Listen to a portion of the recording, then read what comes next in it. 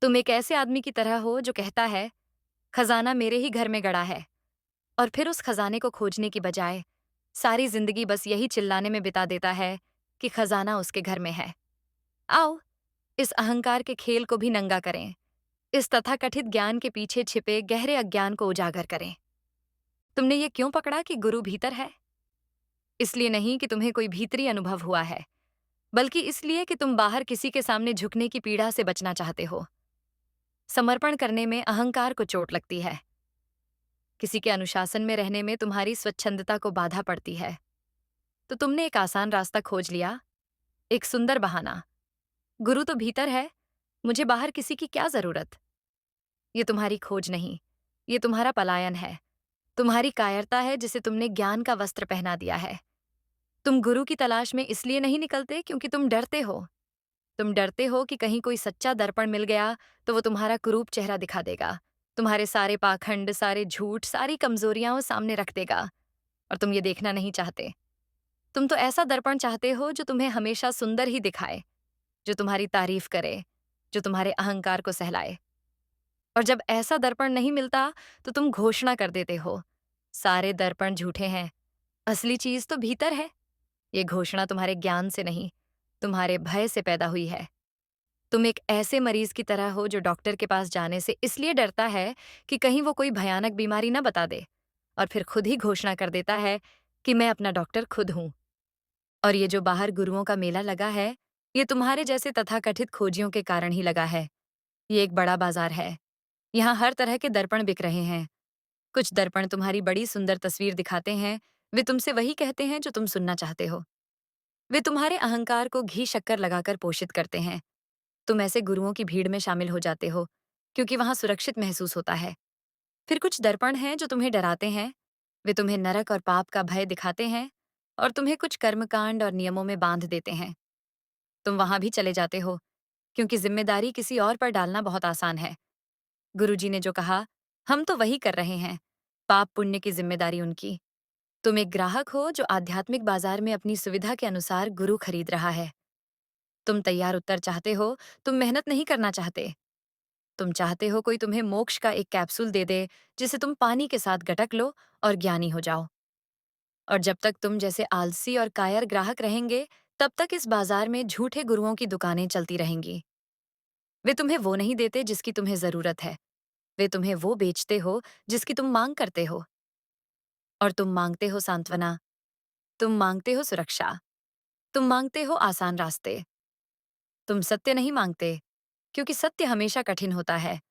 वो तुम्हारी पूरी दुनिया को तहस नहस कर देता है और तुम इसके लिए तैयार नहीं हो। लेकिन फिर इस सूत्र का अर्थ क्या है कि बाहर केवल दर्पण मिलते हैं? इसका ये अर्थ नहीं है कि बाहरी गुरु व्यर्थ है। इसका अर्थ है कि उसकी सार्थकता को ठीक से समझो। एक दर्पण का काम क्या है? वो तुम्हें तुम्हारा ही चेहरा दिखाता है। वो अपनी तरफ से कुछ जोड़ता नहीं। अगर तुम कुरूप हो तो वो कुरूप दिखाएगा। अगर तुम सुंदर हो तो वो सुंदर दिखाएगा। एक प्रामाणिक गुरु, एक सच्चा सद्गुरु, बस एक साफ निष्पक्ष दर्पण की तरह होता है। वो तुम्हें कोई ज्ञान नहीं देता। वो तुम्हारे ही भीतर छिपे ज्ञान को प्रतिबिंबित कर देता है। वो तुम्हें कोई रास्ता नहीं दिखाता। वो बस तुम्हारे हाथ में एक मशाल थमा देता है और कहता है, अंधेरा घना है, अब अपना रास्ता खुद खोजो। वो तुम्हें उत्तर नहीं देता। वो तुम्हारे प्रश्नों को ही छीन लेता है। क्योंकि जब तक प्रश्न है, तब तक मन है। और जब तक मन है, तब तक गुलामी है। तुम गुरु के पास जाते हो अपनी श्रद्धा लेकर, अपना प्रेम लेकर, अपनी प्यास लेकर। दर्पण बस तुम्हारी ही प्यास को, तुम्हारी ही श्रद्धा को तुम्हें वापस लौटा देता है। और उस प्रतिबिंब में तुम अचानक चौंक कर देखते हो, अरे, ये प्यास तो मेरी है, ये क्षमता तो मेरे भीतर है। तुम गुरु के चरणों में नहीं झुकते। तुम वास्तव में अपने ही भीतर की परम संभावना के आगे नतमस्तक होते हो। गुरु तो बस एक निमित्त है, एक बहाना है। और सबसे बड़ी भूल जो साधक करता है, वो ये है कि वो दर्पण को ही पूजने लगता है। वो दर्पण को सोने के फ्रेम में मढ़वाता है, उसकी आरती उतारता है, उस पर फूल चढ़ाता है, और ये भूल ही जाता है कि दर्पण देखने के लिए था, पूजने के लिए नहीं। जिस दिन तुम दर्पण में अपना असली चेहरा देख लेते हो, उस दिन दर्पण का काम पूरा हो जाता है। एक सच्चा गुरु तुम्हें अपने से बांधता नहीं, वो तुम्हें मुक्त करता है, यहाँ तक कि अपने आप से भी। उसकी सबसे बड़ी सफलता इसी में है कि शिष्य को फिर कभी उसकी जरूरत न पड़े। तो फिर ये भीतरी गुरु कौन है? इसे ठीक से समझो, नहीं तो यहां भी मन बड़ा खेल खेलेगा। तुम भीतर किसी व्यक्ति को मत खोजने लगना, किसी रोशनी को या किसी आवाज को मत खोजने लगना। ये भीतरी गुरु कोई व्यक्ति नहीं, कोई सत्ता नहीं। ये तुम्हारा ही शुद्धतम स्वरूप है। ये तुम्हारा होश है, तुम्हारी जागरूकता है, तुम्हारा साक्षी भाव है। ये तुम्हारे भीतर का वो आकाश है जिसमें विचार के बादल आते जाते रहते हैं, लेकिन आकाश हमेशा अछूता, निर्लिप्त, शांत बना रहता है। ये तुम्हारे भीतर की वो गहरी चुप्पी है जो हर शोर के पीछे मौजूद है।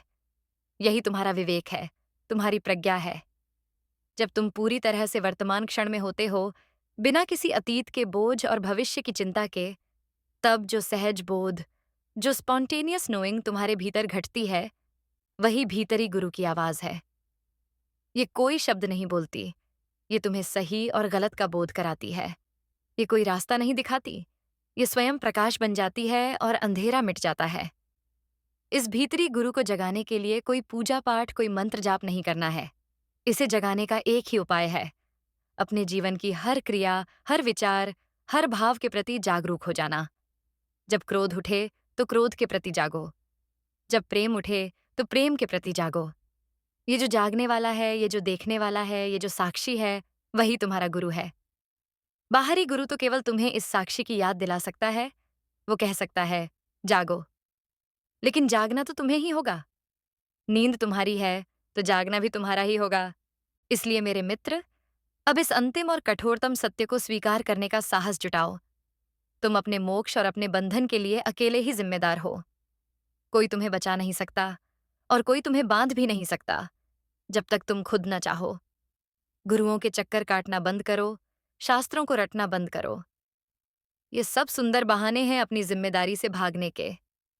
हाँ, अगर कोई सच्चा दर्पण मिल जाए तो उसका उपयोग कर लेना अपना चेहरा देखने के लिए, लेकिन दर्पण से चिपक मत जाना। और अंततः सारे दर्पणों को तोड़ देना, क्योंकि जब तक तुम दर्पण खोज रहे हो, तब तक तुम बाहर ही देख रहे हो। यात्रा बाहर से भीतर की ओर है। ये साहस का मार्ग है, एकाकीपन का मार्ग है। यहाँ कोई संगी साथी नहीं होगा। यहाँ तुम्हें अपने अज्ञान का, अपनी नग्नता का, अपने शून्य का सामना अकेले ही करना होगा। लेकिन इसी शून्य से होकर परम पूर्ण का जन्म होता है। इसी अंधकार से गुजरकर तुम अपने ही प्रकाश तक पहुंचते हो। तो दूसरों के जलाए दियों की रोशनी में चलना बंद करो। वो उधार का प्रकाश है, वो तुम्हें कहीं पहुंचाएगा नहीं। बुद्ध के अंतिम शब्द थे अपने शिष्य आनंद से, अप दीपो भव, अपने दिए स्वयं बनो।